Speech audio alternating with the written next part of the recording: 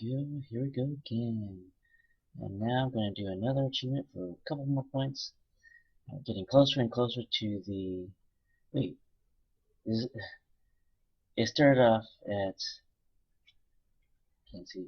It started off at 130. Then it went to 135. Then it went to 40. Now we're at the 170. What's the dealio here? Did it go up again? Let's check. 183 max. 168 max. Still good.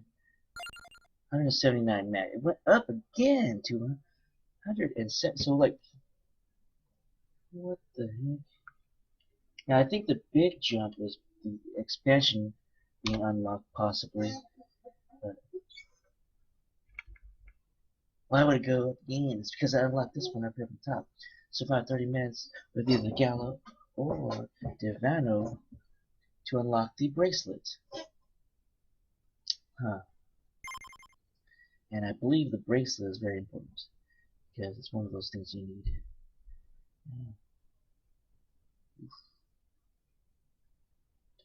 I also need a lot of gold.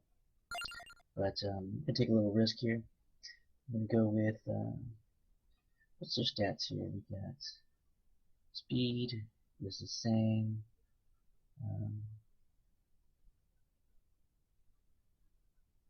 Damn, they have a minus 20% cooldown. That sucks. Ooh, plus 16 banish. Woo! Now I understand how to get the achievement for 10 banishes. I will do Divano and banish 16 times and get the achievement for banishing extra. Yay! Anyways, while I'm playing, I'm going to be playing. So I'm going to be playing Divano for the 16 banishes. And the shield. I'll be playing the library. I'll be looking for extra stuff that's been revealed in this that I've never seen before. I've already collected every new reveal in the Mad Forest. Now I am collecting every new reveal in the Inlaid Library. Maybe they might have added stuff that's invisible. Who knows? And if not, I'm going for the achievement, which is survive 30 minutes with Divano. Okay. So Divano, that's survive 30 minutes. And looking for extra stuff that reveals in this area, which I think was the some kind of item I got that revealed in. What was the item? I think it was the potion, maybe. Down here on the bottom. What's this one? Yellow sign allows detection of the hidden items in all stages. So there's still 4 more unlocks that are special. Alright. So let's go Divano. Start, library, and we go. I don't want to do hurry, I don't want to get got a lot of cards unlocked, which is great. Not really sure what I want to get, to be honest.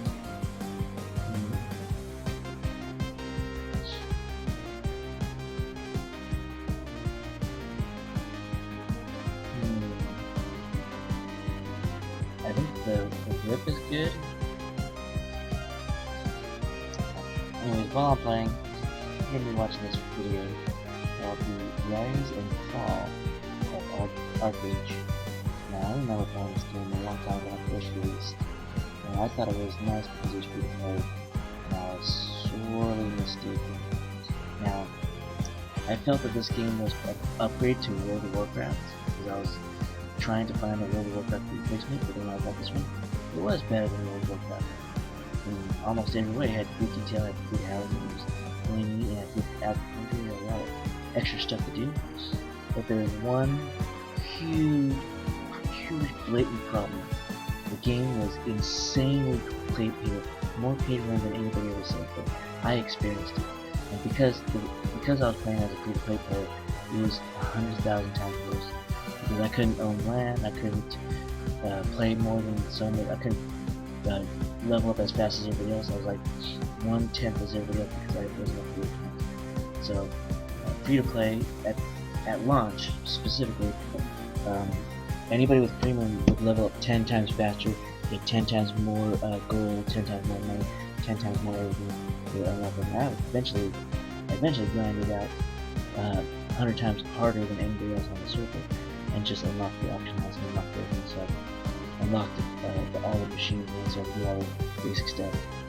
And it was fun when I was able to purchase a house free to play, but the game was great and very bad when you went too deep. And the reason why this game is bad was because when you get high level and you play this game enough, and they don't tell you early, it's after you play this game for over 100 hours that you realize that this game is impossible to play as a free play. So after you get 100 hours into the game, you max out all your levels, you max out all your skills, you get your boat, get your card, get your farming plot, etc. You get to the point where you need to go into PvP. It's required to go into PvP zones to be able to progress as fast as everybody else, or to be on fair footing. And it's like the difference is like maybe 100 times difference. So everybody that's going into PvP, their progress is 100 times faster than your progress. And pretty much all of the upgrades are from PvP zones. So there's a way you can play the free zones and grind out a penny at a time. And eventually, in 1,000 hours, in about 3 or 4 years, you'll be able to buy what I just farmed from PvP for like a couple minutes. And that's the difference. And so I had to go to PvP. I would go there with large groups of 100 people. And that was when I realized that one pay-to-win player with the best armor gear, literally a single player, literally soloed our entire group of 10 players. And it was so bad, the difference in power was so bad that I was like, while he was killing all my other players, all the other people, I think he was targeting the players with the best weapons, maybe, I don't know. While he was killing all those, I was going full blast, all my damage on him, and his armor was so good that it didn't even move his health points a pixel. Like the numbers were hitting max, I was hitting all my maximum crits, and it didn't even move his health a single pixel. He was that much better off. So he ended up a single pay-to-win player ended up soloing our entire boat of 10 people. He was in the speedboat, and we were in a giant battle station boat, and then he got onto our boat with the speedboat, and then he killed all 10 of us, and then he took over that expensive boat. It was at that point I realized I'll just play the game naked and just give up. Eventually I stopped playing it after all my resources were used up, where I just messed around because I already knew the game was trash and I was gonna quit, so I just did whatever I wanted to do, and just spent all of my money. I let my farm decay and sold off my land, got rid of it, etc. And I just spent whatever I could to just mess around, do funny stuff, jump on people's boats and go sailing naked and do some stupid stuff. And eventually I just gave up. I think I jumped off into the middle of the ocean and drowned or whatever, just left it there. And the game was terrible. And it wasn't terrible because it was a bad game, it was terrible because it was purposely designed that you had to pay like, I don't know, $60 a month just to be the top player, and it had nothing to do with skill. $60 a month just to be the top player, and you need to be already 99% of the server just by paying money. And it's basically Diablo Immortal, but it was well hidden, whereas most people couldn't figure that out until they got to next level. Well, guess what happens when they get to next level? They realize the game was 99% Diablo Immortal pay to win, and so they all quit. And just like I quit, all the people that are paying the minimum amount, like $10 a month to keep the premium, they couldn't keep up with the people that are paying $1,000 a month and becoming the top 0.01% and crushing them. And I think the reason why people quit is because the difference in power was so extreme between a pay-to-win player or an ultra well was so much more powerful. It was more extreme than Diablo Immortal. In Diablo Immortal, you have a micro slim of a chance of competing against a pay-to-win player. But on Arcade, there was a 99.999999999% chance that the pay-to-win player would destroy your entire 10-man boat team unless you had another pay-to-win player with you. So, there's the video. rise and fall of Arcage. So it has been a couple of days since I put out a YouTube video on this channel. I do apologize. I do have some more music coming out on PG. Dude, I remember whenever Arcage came out, it was like during Cataclysm, and I remember I had a friend of mine, like he was playing it, and then he was playing it with like another friend of mine who became a streamer, and he was playing it with that streamer. It was like kind of funny to see it happen. And I was watching them play, and I was thinking to myself, fuck, I want to play this game. This game looks awesome. Music, the link's up there in the corner. That's not today's video. Today's video, we're going to talk about Cacao Games. We're going to talk about Arcage and how they have made the difficult decision, after careful consideration and evaluation of various factors, that they are going to announce the official shutdown of Arcage EU NA effective June 27th. That's insane. Well, nobody's really surprised. I'm not surprised. I think they're down to one server. I think they merged Legacy and Unchained after they said under Gamigo Games they would never do that. So right now we're going to talk about why Arcage failed. And if you don't care about Arcage, down here on this bar somewhere, there's going to be a talking point about games in general and why they fail. Oh, yeah. So why did Arcage fail?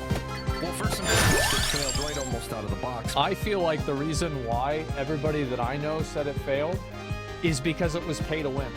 They added some sort of pay to win feature into the game that eroded the integrity of the game, and then people stopped caring about it. Like, I hope you guys know, there is a good chance that Ashes of Creation might not exist if Arcage was still a good game. Apparently, Steven from Ashes of Creation was like this massive Arcage fan, and he quit the game, and it was such fucking bullshit. He said, you know what, I'm just gonna make my own. Yeah, I'm just gonna do my own thing. Because of Trion Worlds. Yeah. Trion Worlds under Scott Hartzman had a very aggressive pay-to-win campaign. Over monetization, very aggressive. And the problem is that I can't blame Trion Worlds for all of that, because a lot of the problems with Arcage is the pay-to-win. And when we talk about pay-to-win, we talk about pay-to-win involves creating the problem to sell the solution. Another word for that is called lost art. Yeah, so a lot of games do this. It's the same as like in Honkai Star Rail. Why is it that you can only do 3 echoes of war per week? Why is it that you have a certain amount of energy and you can't infinitely farm relics? It's because they want you to spend money. Contrast that with Grand Blue Fantasy Relink, where you can do infinitely many runs. You can even auto-play multiple runs, and there's no problem. It's the monetization structure of the game, and that's the way it's designed. And this is what XL Games had done in the game code. They created certain problems, like regrades, which need regrade charms, so they could sell them. It also had to do with mismanagement. Trion Worlds was completely inept at, number one, properly managing their servers, getting server queues right, all the way back at launch. We have it in place so that we're going to be able to spin up servers as... Well, there's also, like, another big factor is this game looks like shit. There's a lot of games from, like, the 2011 era of games that, like, there's a certain type of low-quality gameplay. Like, I feel, and this might sound crazy, but... I feel like Super Nintendo graphics aged really well. Nintendo 64 graphics did not age really well. GameCube graphics aged pretty well. Wii graphics didn't age very well. And it feels like almost every other generation ages well or doesn't age well. And I feel like Arcage was part of that brand of games that did not age well. You guys want to deny there? Yeah, it's the triangle shit. If you had 4 days early access, didn't you know how many people were trying to play? Why did you accuse of 13,000 people? You know, there's just mismanagement over and over and over again. And then, of course, greed. For those of you that aren't familiar with what was going on with Trion... Well, there's also the factor that this looks like dog shit, and it looks awful, and the gameplay looks terrible, and there's no reason why anybody would play this instead of just playing it. Right? Like, why would you pick this game up instead of WoW? Why would you pick this game up instead of RuneScape? Well, I should also point out that the game was, because they had so much in the game, so many resources, so many items, so many more to work up, and so many systems going on. They didn't even, in order to make the game run decently, because like if they had security on the game, it would lag like that. So the way they made the game work really smoothly back when it first launched was they had literally zero security, and people were like hacking the game like crazy. They were able to create things out of thin air, and the game did not stop them. Because like, and so after like a couple of months, they started experimenting with doing things that would like detect the cheaters. But it was already, the game was already destroyed by the hackers that were selling stuff on the third market, on eBay or whatever, selling tons of gold. And so the people that were like paying the room buying stuff on eBay, buying stuff from the hackers, they were getting such huge advantages. It was just ridiculous. And so the hackers, probably was the hackers ruining the games that are killing people on PvP.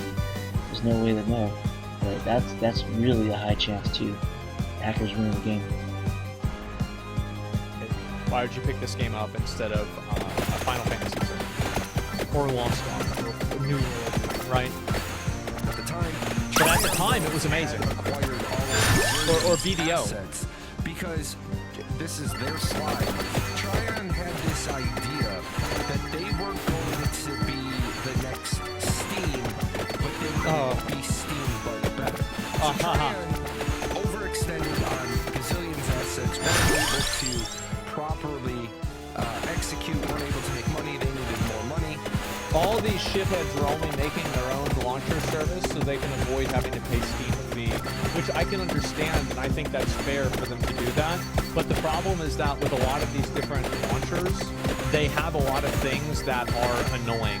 So like, for example, Epic Games pushes a lot of pop-ups and a lot of like reminders for things, and Steam never does that.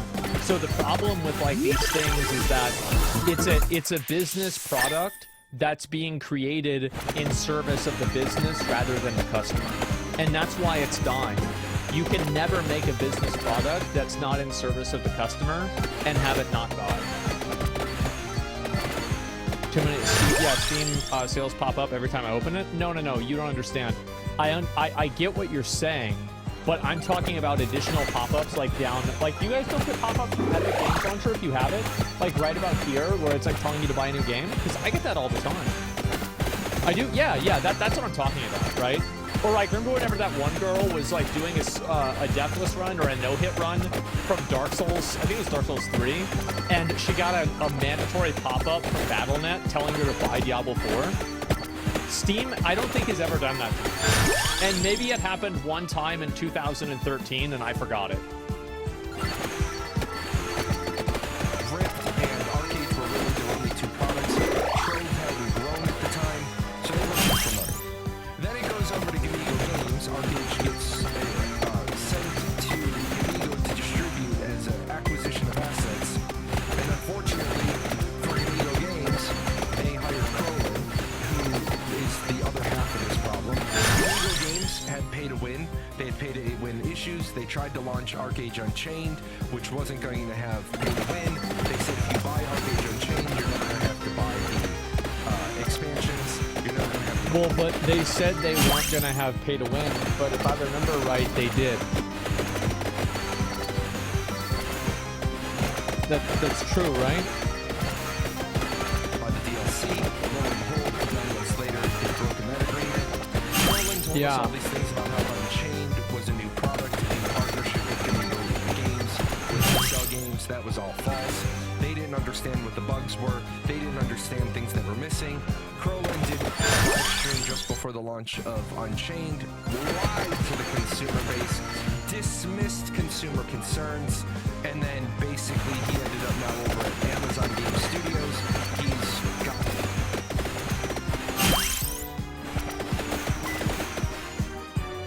That's crazy. Crazy. Now Lost Ark.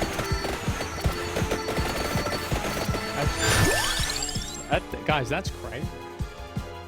Not some fancy job title. The really big problem is I think Liberty is going to flop. If Crowland's involved, I think that is Throne and Liberty going to flop. I don't think it's going to be a big deal. I am hopelessly, pointlessly, and full of copium. But I am still hoping that the Lord of the Rings Amazon MMO game is going to be good. I talked to somebody at Amazon. I was like, can you tell me anything about it? They said, it's fucking NDA, no, shut up. I don't have any information yet. But I do really want it. You're delusional. Yes, yes, I am. Yes, I'm delusional. And then we get Cacao Games, and they get the Arcade product back. I mean, a PBO is pay to win, right? I mean, and it's not like the pay to win is extremely prohibitive because it's so expensive, but it is by definition pay to win. And their greed and lack of foresight has, I don't know what it's done to a company. Yeah. Cacao Games almost immediately after getting the Arcade product back sold the players' credits, forced them to take deals in rebates and equivalent exchanges that weren't equivalent. That video talks about all of it. And now we've got Cacao Games, and what is shuttering Arcade 1?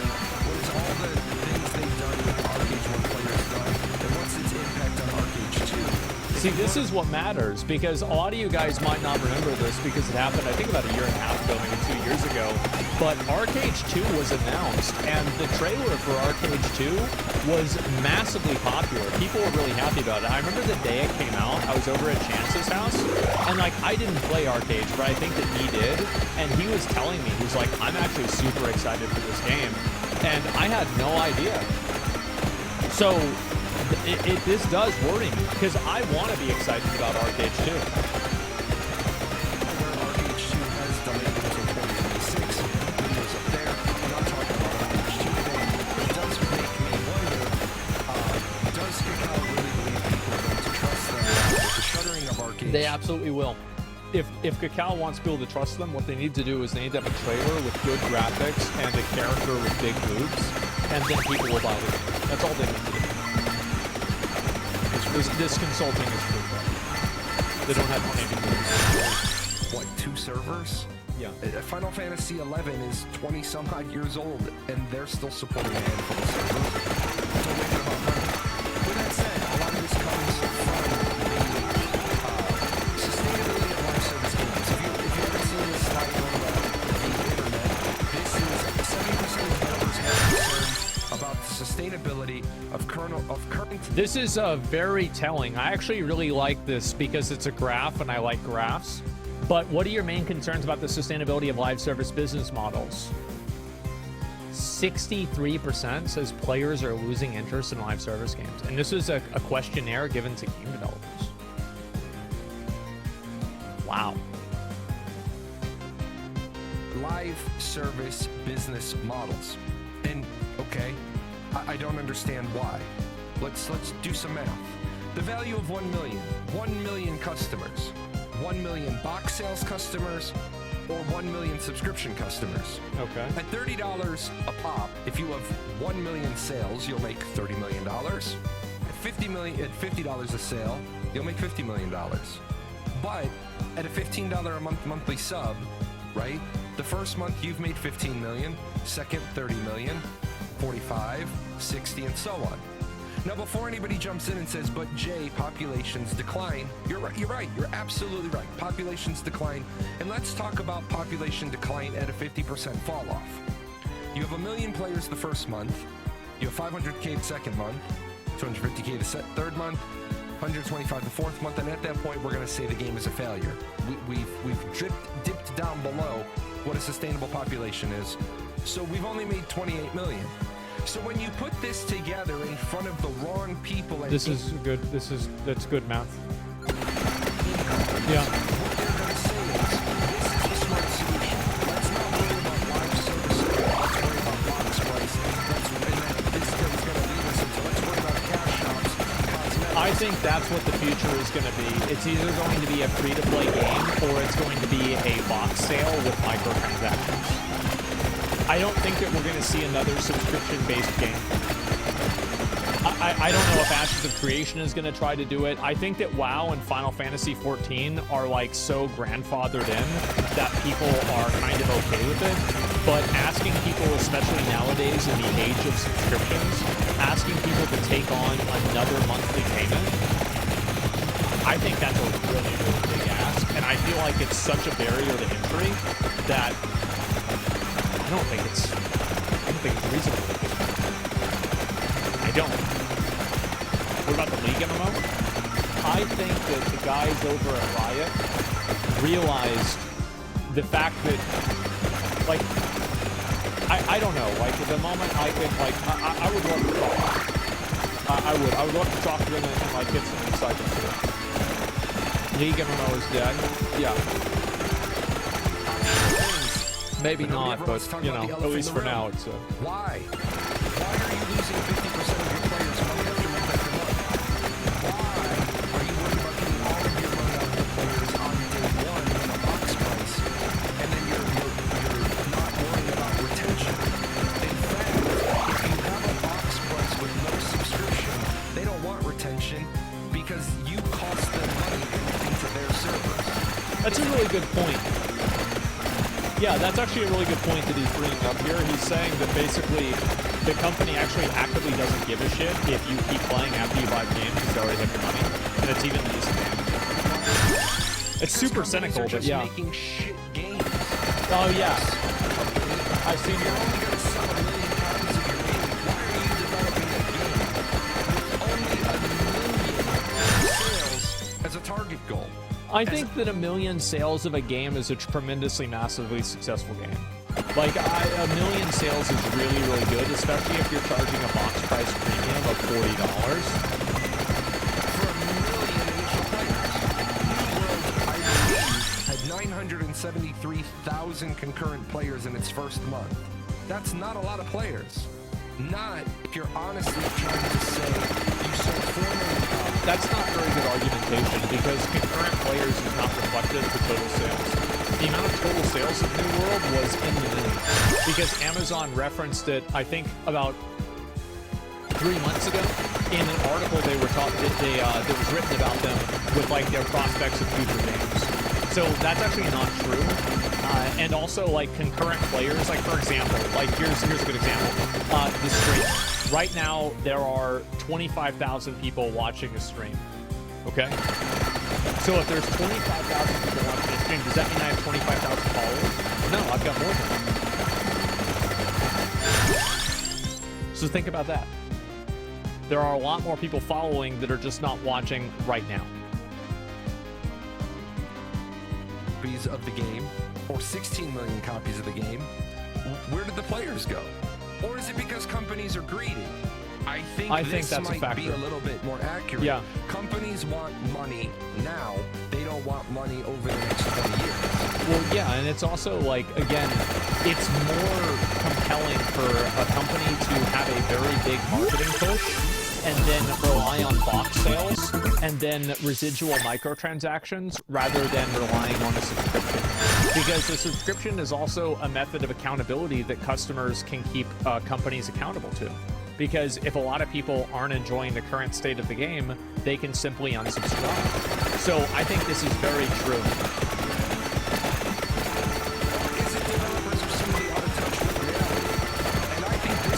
Easier to move on and not commit? Yeah. Of course. That he thinks tipping game creators $10 or $20 on top of the $70 price is a great idea. Some games are that special. When I beat a game, there are always some that leave me in awe of how easy the experience was. At the end of the game, I've often thought, I wish I could give these folks another $10 or $20 because it was worth more than my initial $70. Absolutely. Every second. Games like Red Dead Redemption 2, Baldur's Gate 3, Elden Ring. Well, here's a thought. If you want to give the game company another $10 or $20, why don't you buy one of their other titles that's on discount at $10 or $20? Why don't you buy another copy of the game? Give it to someone. You don't need to do tipping culture because how much of that money is actually going to get to the developer? He's right. I mean, like, again, And I don't think Mike Ibarra was like really, I don't think it was a bad thing for him to say this, but like, it's like what I said before, where it was just the wrong thing at the wrong time from the wrong guy who used to work at the wrong company. It's like the Microsoft Flight Simulator announced a New York update to the game on September 11th. It's just not the right time. Anyway, and then this worries me because you're not. Why not just pay the developers more and have the company take less? Yeah. My belief is if you pay $30 for a game, you should get $30 out of that game. It should be about $1 an hour for you. I think this depends. I think this is in general, like a $1 an hour benchmark is like kind of good, but I also think the quality of gameplay matters. Like, for example, I spent way more hours in Starfield than Armored Core 6, but I enjoyed my time in Armored Core 6 more. But as a rough benchmark, I think this is fair, and it also depends on how you enjoy the game. If you pay $70 for the game, you should get $70 out of the game, and that's a good value for the entertainment. Now, I'd like to talk about a game real quick. Cyberpunk 2077, Phantom Liberty, the DLC. I absolutely got my money's worth out of Cyberpunk, because not only did I do 2 run-throughs when the game first came out, Oh, wow. when they released the Phantom Liberty expansion, I did a complete additional run-through. I saw that Phantom That's a lot. Liberty at one Holy point sold 5 million copies. Was it worth it? Absolutely. Is CD Projekt Red making a huge mistake in not doing another DLC to a product that is hot and people want? They want another DLC for. They want V to have this happy ending. Yes, I think they're making a terrible mistake. But you see companies that are saying, you know what? We made a game. We told the story we wanted to tell. We don't need to do another DLC. I can respect that. Yeah, I can respect that. 3. Absolutely phenomenal game. Hit game. Probably the new gold standard for single-player game experiences. It is. They're done with Baldur's Gate 3. There's no more. There's no more coming. They're moving on to other projects. Again, I think a horrible experience. A horrible idea. I think the game was great. It has replayability. I think that it's only a horrible idea from the perspective of like a fan, but I think that also, like, you have a situation where I think in a lot of cases, the people that made Baldur's Gate 3, or the guys that wrote Cyberpunk 2077, these are incredibly creative and, like, spontaneous people. And I think that trying to force more and more content out of something, I think it kills a lot of creativity. It does, and it makes it feel like it's not as, like the lightning isn't in the bottle. I think that's the best way that I can describe it. So sometimes people might feel like they're done telling the story, and that's the end of the story. Like, you don't have to just keep making more and more and more of them. I think the best example of this is Bloodborne. There's no Bloodborne 2. If there ever is, then that'd be great. But there doesn't have to be. And there also doesn't need to be.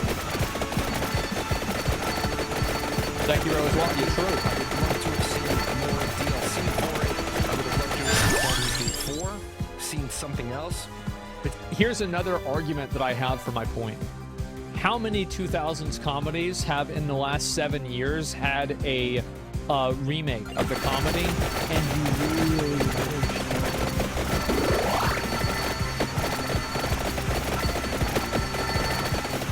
It's not coming. These are companies that are making good games. They're not trying to make good dollars. I think if game studios, 70% of them are worried about live service, I think they're worried about making good quality games because they're afraid they're going to have 50% fallout every month for the first 4 months. Looking at you, you're investing millions and hundreds of millions of dollars into your game, but you can't keep a player base of more than 10,000 players. It's not our fault. It's not the player's fault. You made a shitty game. So instead of trying to get all your money out of this at a box price, a shitty game, Dragon's Dogma 2, looking at you, Cal. Oh, hey, I thought Dragon's Dogma 2 was a great game, but it did have the bullshit microtransaction. Fair. A game is terrible. I loved it. But they already got everybody $70. They did. $60, whatever it was. They got everybody's money. I loved it. They have to do a good game. They already have their money. The game Yeah. developers are worried about the sub model because they're worried about I do think he's wrong. And I don't think that, like, I think that he's wrong for not the reason that people might think that he's wrong. I think that it's just simply because customers and the market in general has subscription fatigue. I don't think that it has anything to do with, like, one individual game. I think that almost anything introducing a new service that's paid for monthly would be met with the same type of size, frustration, and annoyance, even if it's something that people might enjoy, because right now, a lot of people have, like, 7 subscriptions. And it's not like you just have your subscriptions, because you have other, like, meta-level regular purchases, like a phone bill, or like, gas, or, gas is a really good idea, like utilities. So, like, think about how many recurring things that you have to pay for all the time, and people are getting strapped for cash. Internet, yeah, there's another one. You're paying for, like, 9 different other fucking services across, like, again, think about all the little things, like World of Warcraft, Netflix, Twitter Blue, let's go, guys. Get some lists out. Not just different streaming services, but other stuff. OnlyFans, Spotify, Prime, car insurance, Amazon Prime. Oh yeah, Amazon Prime. Yeah, there you go. Chat GPT, Midjourney, HBO Go, YouTube Premium, Tidal, Adobe, Twitch subs. Like, what is this? Like, dude, it's like you're getting. It's like one of those whales that gets eaten. It's like a whale fall, and it's like down, and, you know, all these little fucking fish are eating the whale, and, you know, that's your fucking life. And it, you know,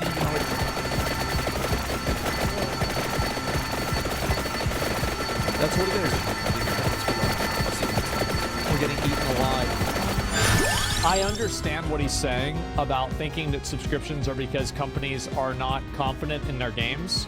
And I think that there's a degree of that's true, but I also think that culturally people don't want to have another subscription. This guy's a pretty small content creator, so try to make this, give him a like if you like the video. This is pretty fair. Getting nickel and dime to every corner. Like, what's this going to mean for Arcade 2? Like, I'll tell you what it's going to mean for Arcade 2. It means the game's probably going to be pay to win. It's going to be a pay to win piece of shit. Why do I think that? I think that because every other game that's recently come out has also been a pay to win. Now, I really, but guys, I don't think I will be. Yeah, I really don't think so at all. The pattern is there. Yeah, the pattern is there, man. Like, it's the same thing that happened. I pray for Chrono Odyssey. Well, you've got Chrono Odyssey. I don't know if ridiculous is going to be in there. Last one. I don't know.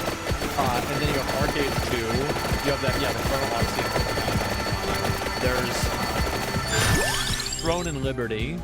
Like, there's a lot of these games, man. And it's just disappointing that, like, every MMO that, like, comes out, like, every single one of them seems like it's a pay to win in some way or another. It's so, I mean, to me, it's so exhausting. Like, am I crazy? Like, it's just so fucking exhausting to see, like, the Doom game. Yeah, exactly. Like, what is even going on? You know, it's the only way they make money, sadly. Yeah, I guess so. And, like, people really, I don't know what you can do to stop people from just, like, paying to win these games. In a big way, I feel like it's not even possible. It's not going to happen until it becomes unsustainable. I do think that there are so many, I feel like live service games are, like, a lot of live service games are effectively like, they're effectively subscriptions, like with battle passes and other things like that. So what ends up happening, well, guess what? Well, they're going to see that, and they're like, oh, I don't want to play another live service game, because live service games come with recurring costs. Even if some of the games don't have recurring costs, a lot of them end up basically, people are spending them and spending money on a recurring basis.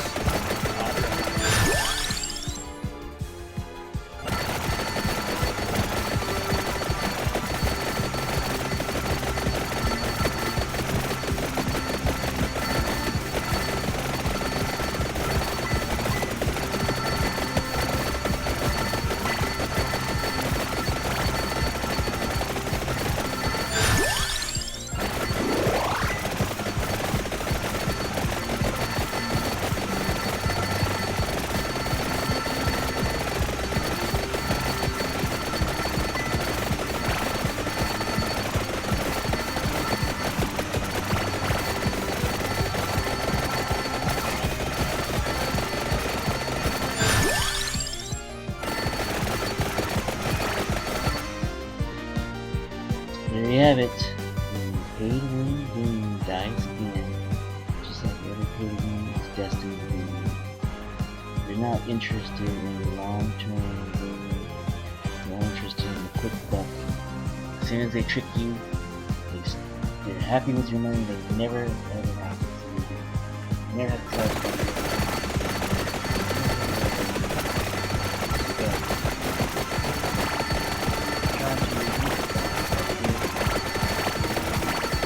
Still need to get the rest of it.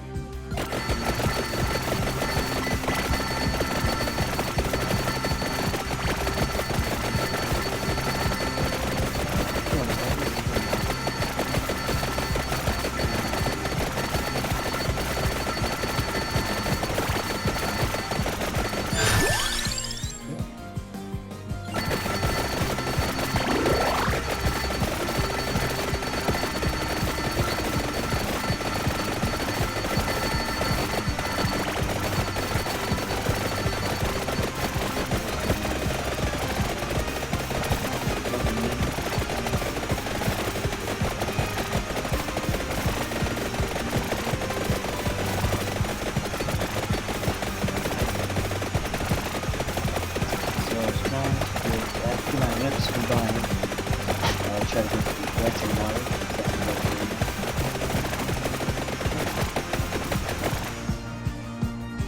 I don't want to mess up. Right there. I got this I'm taking the right. I will get this stuff.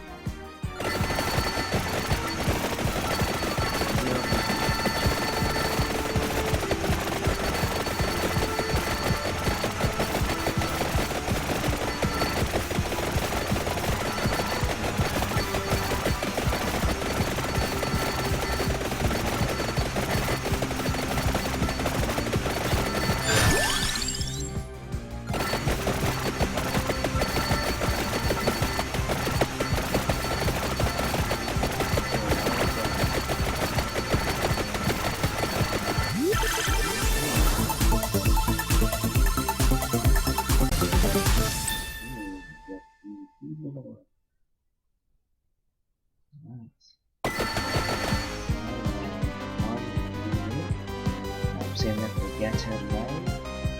Dash everything except for Gats.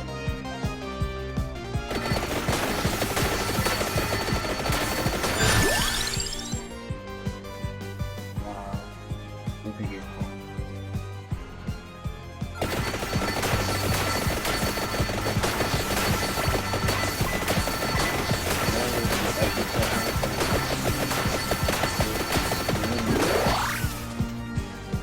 Still mask with it.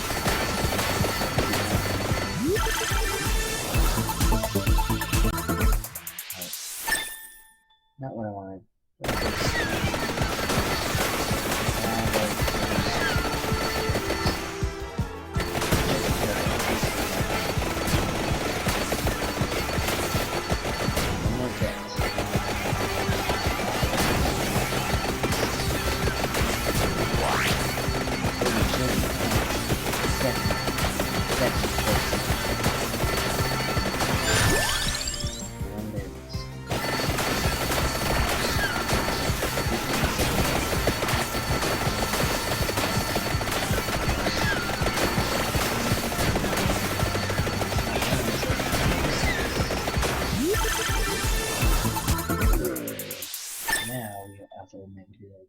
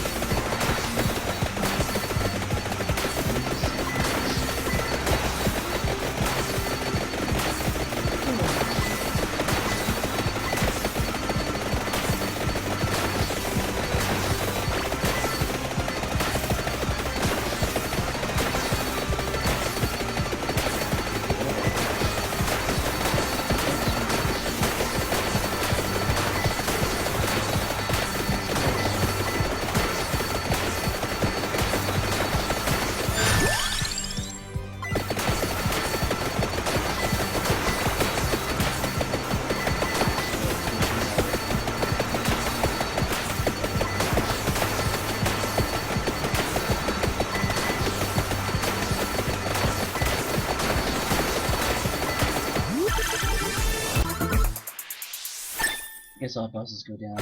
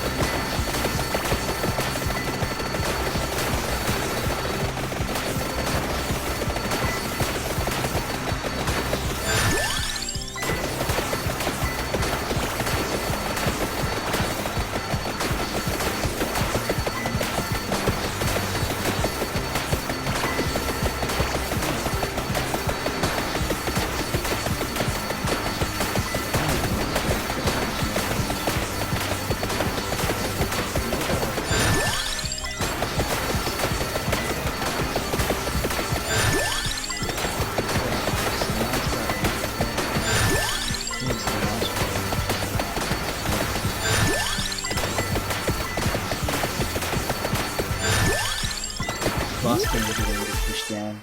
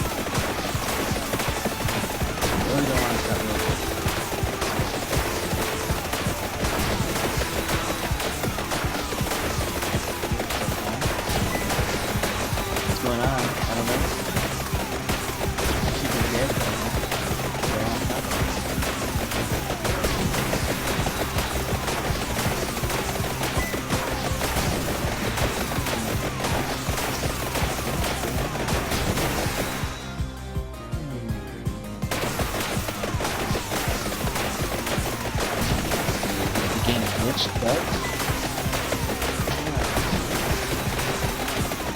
should I go get the weight from that?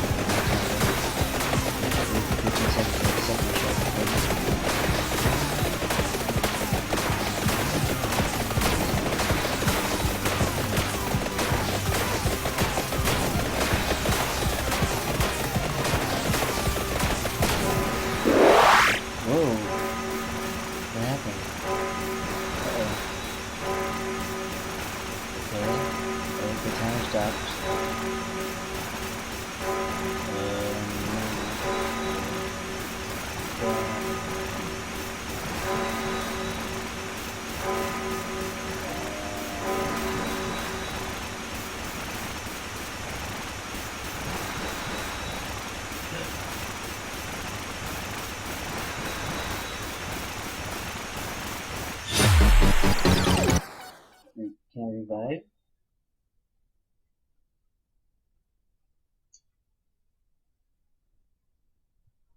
$33, $36. I think that's the real death. Pretty sure. Man, that was interesting. If he survived, I have no idea how.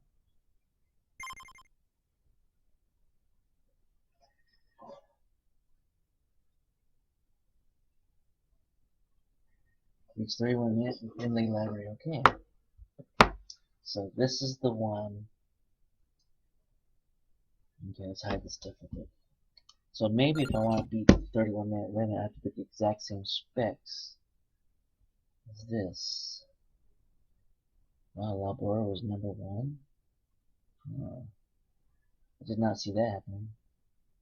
6.7. I think the Crimson Shroud made a huge difference.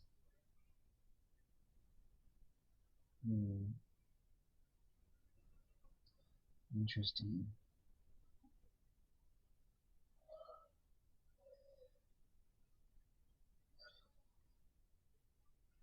Could have been the whip too. I'm not really sure.